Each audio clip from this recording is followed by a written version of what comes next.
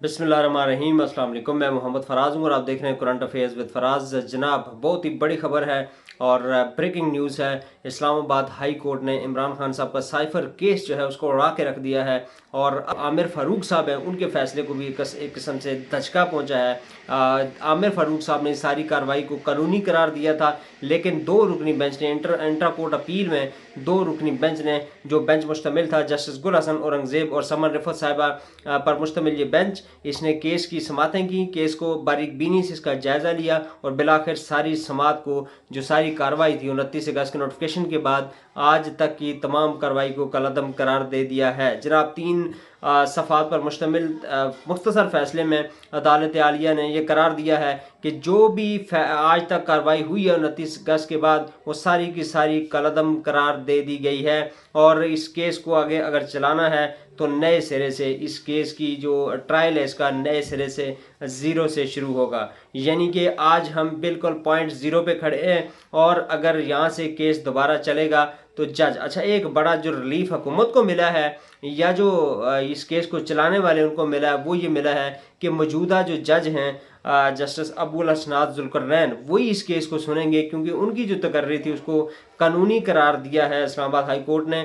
लेकिन उन्होंने जो ट्रायल अभी तक किया, बयानात कलमबंद कराए गए थे, उस सारी चीज़ों को कलअदम करार दे दिया गया है और ये एक बहुत बड़ा रिलीफ है पाकिस्तान तहरीक इंसाफ के लिए, इमरान खान के लिए बहुत बड़ा रिलीफ है। इसकी वजह यह है कि ये केस कल सुप्रीम कोर्ट ऑफ पाकिस्तान के अंदर भी इसी केस में जमानत की दरख्वास्त जो है उसके ऊपर भी कार्रवाई होनी है। जमानत की दरख्वास्त के ऊपर भी कल हेयरिंग है सुप्रीम कोर्ट ऑफ पाकिस्तान में, ये केस फिक्स्ड है। तो आज ये फैसला आना ये कल बड़ा मुहावंत साबित हो सकता है सुप्रीम कोर्ट ऑफ पाकिस्तान के अंदर। जनाब, दूसरी तरफ आज 190 मिलियन पाउंड का जो अलकादर ट्रस्ट केस है उसमें 2 दिन की मजीद जो है वो इंटेरोगेशन की इजाज़त दे दी गई अदालत की तरफ से, यानी कि 2 दिन नैब की टीम मजीद इमरान खान साहब से तफ्तीश कर सकती है।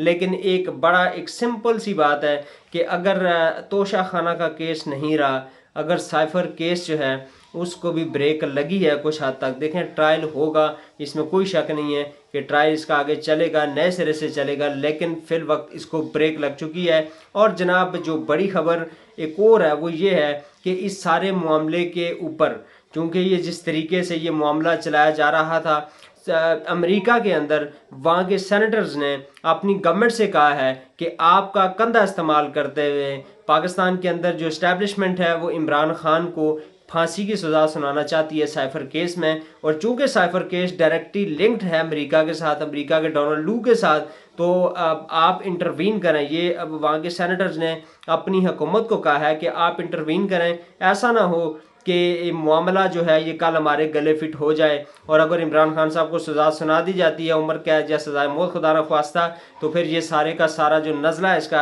अमेरिका के ऊपर गिरेगा। अमेरिकी सेनेटर्स ने अपनी हुकूमत के हवाले से खबरदार किया है और उन्हें ये बावर करवाया है कि आपको इसमें इंटरवीन करना चाहिए। जनाब, एक तो वो भी प्रेशर आएगा, कोई माने या ना माने, प्रेशर आना है वहाँ से भी। और दूसरी बात जो बड़ा इंपॉर्टेंट है, इससे भी ज़्यादा इंपॉर्टेंट है, वो है चीन की तरफ से, क्योंकि चीन के यहाँ पे 67 अरब डॉलर जो हैं इन्वेस्टमेंट हुई हुई है।